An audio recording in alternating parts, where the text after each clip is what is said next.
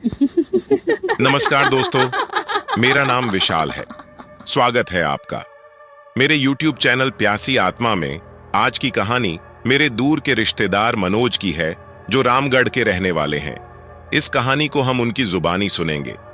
लेकिन दोस्तों, कहानी शुरू करने से पहले, जैसा कि मैं हमेशा कहता हूं, आपने कई डरावनी कहानियां सुनी होंगी, लेकिन आज की कहानी आपको ऐसा एहसास देने वाली है जिसे आप शायद ही कभी भूल पाए।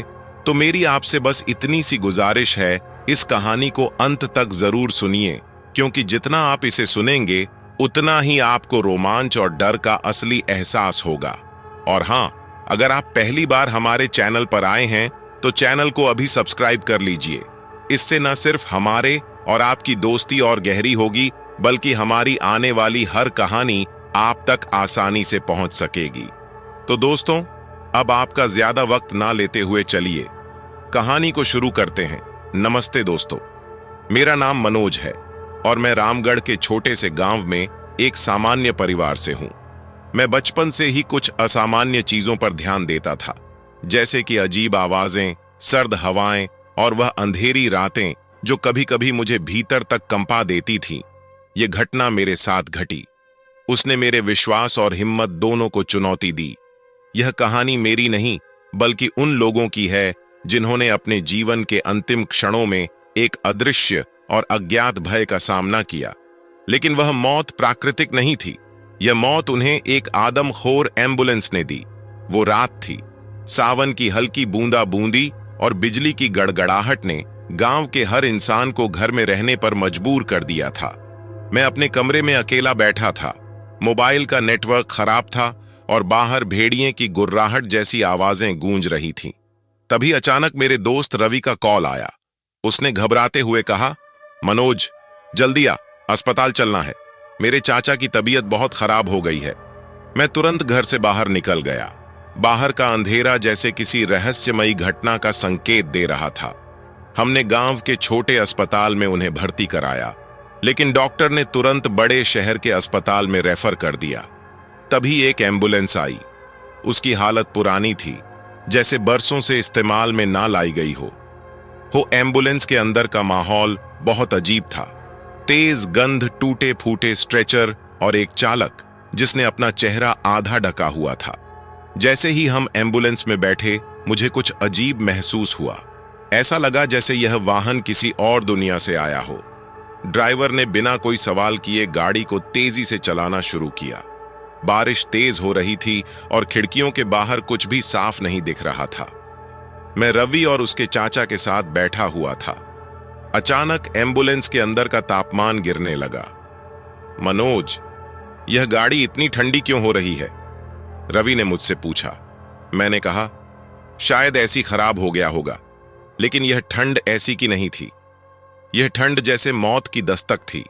एम्बुलेंस के अंदर एक अजीब सी आवाज गूंज रही थी, जैसे कोई फुसफुसा रहा हो। तभी अचानक रवि के चाचा की हालत और बिगड़ने लगी। मैंने ड्राइवर से कहा, भाई थोड़ा तेज चलाओ। ड्राइवर ने मेरी बात अनसुनी कर दी। उसकी आंखें पीछे के शीशे से मुझ पर जमी हुई थी। उसकी आंखों में एक खौफनाक चमक थी। रवि के चाचा ने कांपते हुए कहा, यह एम्बुलेंस नहीं है, यह मौत है। हमने इसे उनकी बिगड़ती हालत समझा और शांत रहने को कहा, लेकिन अगले ही पल जो हुआ उसने हमारी आत्मा को झकझोर कर रख दिया। एम्बुलेंस के अंदर से एक परछाई निकली। वह इंसानी रूप की थी, लेकिन उसकी आंखें जलती हुई लाल थीं। मैंने और रवि ने उसे रोकने की कोशिश की, लेकिन वह परछाई रवि के चाचा के पास जा पहुंची। चाचा ने चीखने की कोशिश की, लेकिन उनकी आवाज जैसे गायब हो गई। परछाई ने उनकी छाती पर हाथ रखा और कुछ ही सेकंड में उनकी सांसें बंद हो गई। रवि चिल्लाने लगा, चाचा चाचा। ड्राइवर ने कहा, चुप रहो, नहीं तो अगला नंबर तुम्हारा है। उसकी आवाज इतनी खौफनाक थी कि मेरे रोंगटे खड़े हो गए। मैंने रवि को चुप रहने का इशारा किया। कुछ घंटों चलने के बाद एम्बुलेंस अचानक रुक गई। मैंने बाहर देखा तो हम एक सुनसान जगह पर थे। चारों तरफ घना जंगल था। कोई सड़क, कोई लाइट नहीं। ड्राइवर ने गाड़ी का दरवाजा खोला और रवि के चाचा की लाश को घसीटते हुए बाहर ले गया। तुम क्या कर रहे हो? मैंने चिल्लाया। ड्राइवर ने मेरी तरफ पलट कर देखा और कहा, यह एम्बुलेंस सिर्फ जिंदा लोगों को नहीं, मरे हुए लोगों को भी ले जाती है। जो इसे चुनौती देता है वह बचता नहीं। रवि और मैंने दरवाजा खोलकर भागने की कोशिश की, लेकिन वह बंद हो चुका था। हमें लगा जैसे हम एक पिंजरे में फंस गए हों। तभी अंदर एक और परछाई प्रकट हुई। यह परछाई पहले से भी बड़ी और डरावनी थी। उस पर ड्राइवर ने कहा, यह एम्बुलेंस उस व्यक्ति की आत्मा से बनी है जो कई साल पहले इसी में मरा था। इसे इंसानों का खून चाहिए। हर रात यह शिकार करती है और जो इसमें बैठता है वह कभी जिंदा नहीं बचता। मैंने हिम्मत जुटाई और पूछा, तुम हमसे क्या चाहते हो? उसने जवाब दिया, तुम्हारी आत्मा। हमने पूरी ताकत लगाकर एम्बुलेंस का दरवाजा तोड़ने की कोशिश की। रवि ने खिड़की से कूदने की कोशिश की, लेकिन खिड़की के बाहर जैसे कोई अदृश्य दीवार थी। तभी एक तेज रोशनी आई और एम्बुलेंस ने खुद ब खुद चलना शुरू कर दिया। क्या हम बच पाएंगे? क्या इस आदमखोर एम्बुलेंस से निकलने का कोई रास्ता है? एम्बुलेंस अंधेरे जंगल में लगातार दौड़ रही थी। बाहर घने पेड़ थे, जिनकी शाखाएं बारिश और हवा से झूल रही थीं, मानो किसी अज्ञात ताकत का संकेत दे रही हो। मैं और रवि अंदर कैद थे और हमारे चारों ओर अजीबोगरीब आवाजें गूंज रही थीं। हमें लगा जैसे हम किसी भूतिया सपने में फंस गए हों। यह हो क्या रहा है मनोज? रवि ने कांपते हुए पूछा। पता नहीं, लेकिन हमें इससे बाहर निकलने का कोई रास्ता ढूंढना होगा, मैंने कहा। तभी एम्बुलेंस के अंदर का तापमान और गिरने लगा। स्ट्रेचर पर खून की बूंदें अचानक गिरने लगी, मानो छत से टपक रही हो। तभी ड्राइवर की खौफनाक हंसी ने सन्नाटे को चीर दिया। उसने अचानक गाड़ी रोकी और हमारी ओर पलटकर कहा, तुम्हें जानना है यह सब क्यों हो रहा है? तो सुनो, ड्राइवर ने कहना शुरू किया। यह कहानी आज से 20 साल पहले की है। मैं तब एक साधारण इंसान था। मेरा नाम भोला था और मैं इसी गांव में रहता था। मेरा सपना था कि मैं एक डॉक्टर बनूं और लोगों की जान बचाऊं, लेकिन गरीबी ने मेरे सपनों को कुचल दिया। मैं मजबूर होकर एक एम्बुलेंस ड्राइवर बन गया। एक दिन मुझे एक बहुत अमीर व्यापारी के बेटे को अस्पताल ले जाना था। उसकी हालत गंभीर थी, लेकिन रास्ते में एक गरीब महिला, जिसका बच्चा सड़क किनारे एक्सीडेंट में घायल पड़ा था, वो महिला मदद मांग रही थी। मैंने गाड़ी रोक दी और महिला को एम्बुलेंस में उठा लिया। उस व्यापारी को यह पसंद नहीं आया। उसने मुझ पर चिल्लाते हुए कहा, तुमने मेरे बेटे की जान जोखिम में डाल दी है। मैंने महिला और बच्चे को पहले अस्पताल पहुंचाया, लेकिन व्यापारी का बेटा उसी दौरान मर गया। उस दिन से मेरी जिंदगी बर्बाद हो गई। उस व्यापारी ने मेरे खिलाफ केस कर दिया। मुझे नौकरी से निकाल दिया गया। गांव वालों ने मुझे तिरस्कार की नजरों से देखना शुरू कर दिया। मेरी बीवी और बच्चे ने भूख से तड़प तड़प कर दम तोड़ दिया। मैंने उस एम्बुलेंस में बैठकर खुद को फांसी लगा ली, लेकिन मेरी आत्मा इस गाड़ी से कभी मुक्त नहीं हुई। भोला की आत्मा के मरने के बाद उस एम्बुलेंस को गांव के एक सुनसान कोने में छोड़ दिया गया, लेकिन कुछ महीनों बाद उस एम्बुलेंस से जुड़ी अजीब घटनाएं शुरू हो गईं। जो भी उसमें बैठता, उसकी तबीयत अचानक बिगड़ जाती। कई मरीज अस्पताल पहुंचने से पहले ही दम तोड़ देते। एम्बुलेंस में काम करने वाले कई ड्राइवर गायब हो गए। लोगों ने कहना शुरू कर दिया कि यह गाड़ी शापित है, लेकिन प्रशासन ने इसे अफवाह मानकर उस एम्बुलेंस को फिर से इस्तेमाल में लाने का आदेश दिया। पहली बड़ी घटना तब हुई जब इस गाड़ी में बैठने वाले एक परिवार के सभी सदस्य रहस्यमय तरीके से मारे गए। उनके शरीर पर किसी अज्ञात शक्ति के निशान पाए गए। धीरे धीरे इस गाड़ी ने अपनी खतरनाक पहचान बना ली। इसे आदमखोर एम्बुलेंस नाम दिया गया। भोला की आत्मा इस गाड़ी में कैद हो चुकी थी। वह हर उस इंसान से बदला लेती थी जिसने उसकी मदद नहीं की। जो भी इस गाड़ी में बैठता, वो या तो मौत का शिकार बनता या हमेशा के लिए पागल हो जाता। भोला ने कहा, अब यह गाड़ी सिर्फ एक वाहन नहीं है, यह मेरा घर है, मेरा हथियार है और मेरा बदला लेने का जरिया। तुम भी इसे नहीं छोड़ पाओगे। रवि ने चिल्लाकर कहा, तुम्हारा दर्द समझ सकते हैं, लेकिन इसमें हमारा क्या कसूर, हमें जाने दो। भोला ने हंसते हुए कहा, कसूर सिर्फ इतना है कि तुम जिंदा हो और मैं तुम्हें जिंदा नहीं छोड़ सकता। लेकिन तभी मैंने गाड़ी के एक कोने में एक पुराना लाल कपड़ा देखा। उस पर कुछ अजीब निशान बने हुए थे। मैंने रवि से कहा, ये शायद कोई तंत्र मंत्र है, इसे हटाओ। जैसे ही रवि ने कपड़ा हटाया, गाड़ी के अंदर जोरदार झटका लगा। ड्राइवर चिल्लाने लगा, ये मत करो, वरना, और उसकी आवाज अचानक गायब हो गई। कपड़े के नीचे एक कागज का टुकड़ा था, उसमें कुछ लिखा था, इस गाड़ी को मुक्त करने का एक ही तरीका है, ड्राइवर की आत्मा को न्याय दिलाना। हमने इसे पढ़ते ही समझ लिया कि हमें गांव लौटकर भोला के परिवार के साथ हुई घटना की सच्चाई सबके सामने लानी होगी। लेकिन क्या भोला हमें तब तक जिंदा छोड़ देगा? एम्बुलेंस ने अंधेरी सड़क पर एक बार फिर दौड़ना शुरू कर दिया। मुझे और रवि को ऐसा लग रहा था कि यह गाड़ी हमें कहीं ऐसी जगह ले जा रही है जहां से कोई लौट कर नहीं आता। ड्राइवर की आत्मा की गूंजती हुई आवाज अब और डरावनी हो चुकी थी। उसने कहा, तुम दोनों मेरे खेल में फंस चुके हो, यहां से भागने का कोई रास्ता नहीं है।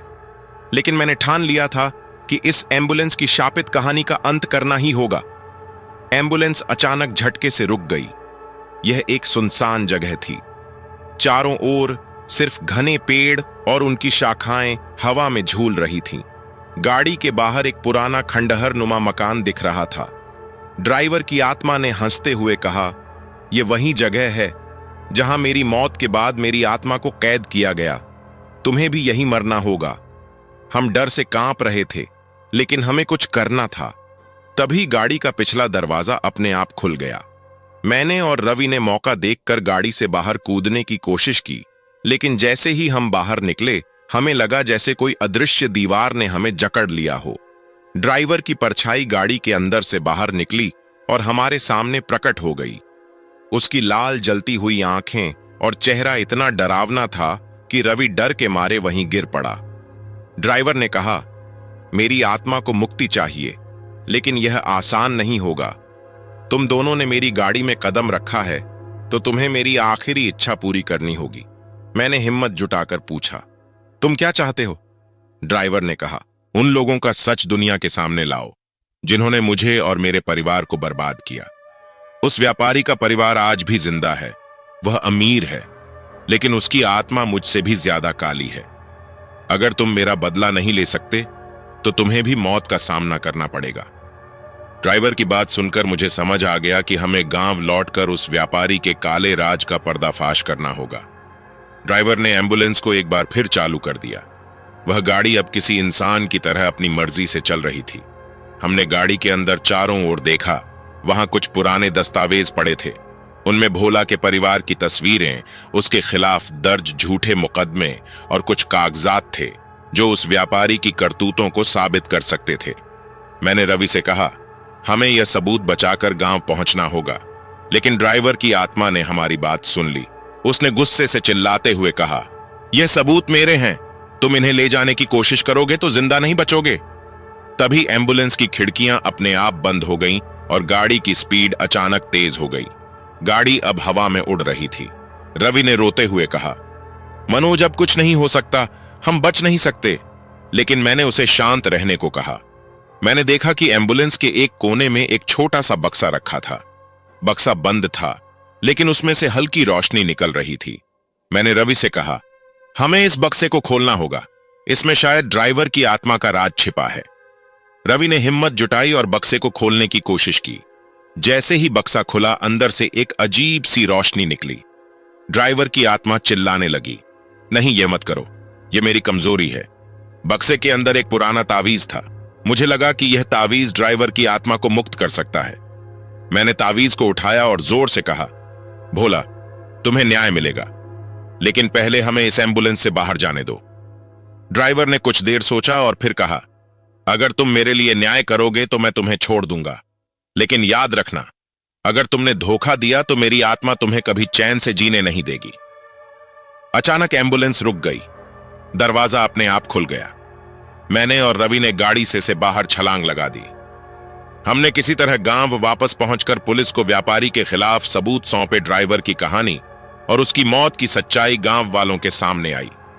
प्रशासन ने व्यापारी और उसके परिवार को गिरफ्तार कर लिया, लेकिन ड्राइवर की आत्मा अभी भी मुक्त नहीं हुई थी। एक रात उसने सपने में मुझसे कहा, तुमने मेरा बदला लिया, लेकिन मेरी आत्मा तब तक चैन से नहीं रहेगी जब तक यह एम्बुलेंस पूरी तरह नष्ट नहीं हो जाती। हमने गांव वालों के साथ मिलकर उस एम्बुलेंस को आग के हवाले कर दिया। जैसे ही एम्बुलेंस जलकर राख हुई, आसमान में एक तेज रोशनी छा गई। ड्राइवर की आत्मा आखिरकार मुक्त हो गई। मैं और रवि आज भी उस खौफनाक घटना को याद करते हैं तो हमारी रोंगटे खड़े हो जाते हैं। गांव में अब वह एम्बुलेंस नहीं है, लेकिन कभी कभी रात के अंधेरे में उस सड़क से गुजरते हुए ऐसा लगता है जैसे कोई गाड़ी की आवाज अब भी गूंजती हो। क्या सचमुच भोला की आत्मा पूरी तरह मुक्त हुई या फिर उसका बदला अभी बाकी है? दोस्तों, आज की खौफनाक कहानी आपको कैसी लगी? कमेंट करके हमें जरूर बताएं। अगर आपको ऐसी और डरावनी कहानियां सुननी है तो हमारे चैनल को सब्सक्राइब करना ना भूले। जल्द ही मिलते हैं एक और रोंगटे खड़े कर देने वाली कहानी के साथ। तब तक अपना ख्याल रखें और याद रखें, हर सफर सुरक्षित नहीं होता। धन्यवाद।